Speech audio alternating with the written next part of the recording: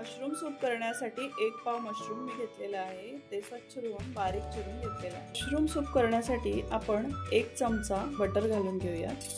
Butter वितळलं की आपण यामध्ये बारीक कट केलेले जे मशरूम आहेत ते घालून घ्यायचे। गॅसची फ्लेम मंद ठेवून 3 ते 4 मिनिट आपण यांना व्यवस्थित शिजवून घ्यायचं।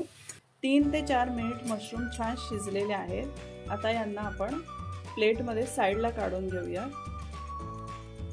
आणखी 1 चमचा बटर आपण पॅन मध्ये घालून घेतलेला आहे। यामध्ये बारीक कट केलेले लसणाच्या पाकळ्या घालून घ्यायच्या। लसूण छान सोनेरी रंग येईपर्यंत फ्राय करूया। बारीक चिरलेला 1 बाउल कांदा घालून घेऊया। मीडियम फ्लेमवर 5 ते 6 मिनिट याला व्यवस्थित परतवून घ्यायचा। कांदा छान शिजला पाहिजे। लसूण आणि कांदा पॅन मध्ये व्यवस्थित फ्राय झालेला आहे। यामध्ये आपण शिजवलेले मशरूम ऍड करूया। याला व्यवस्थित मिक्स करूया। 1-2 मिनिटं याला परतवून घेऊ। यामध्ये 4 कप गरम पाणी ऍड करूया।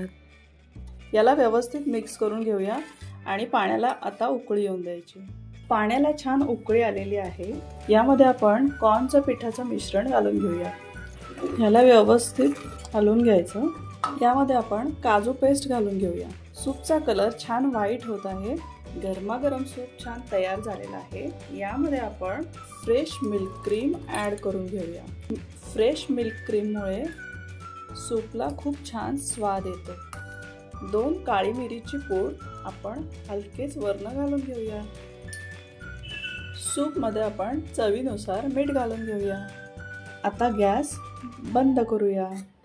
गरमागरम सूप मध्ये आपण 1 चिमूट ब्लॅक पेपर घालून घेऊया। आपल्याला जर आणखी स्पायसी सूप पाहिजे असेल तर आपण चिली फ्लेक्स पण याच्यामध्ये ऍड करू शकतो। सोबत आपण थोडंसं ऑरिगॅनो पण टाकून घेऊया। गरमागरम मशरूम सूप सर्विंग साठी रेडी आहे।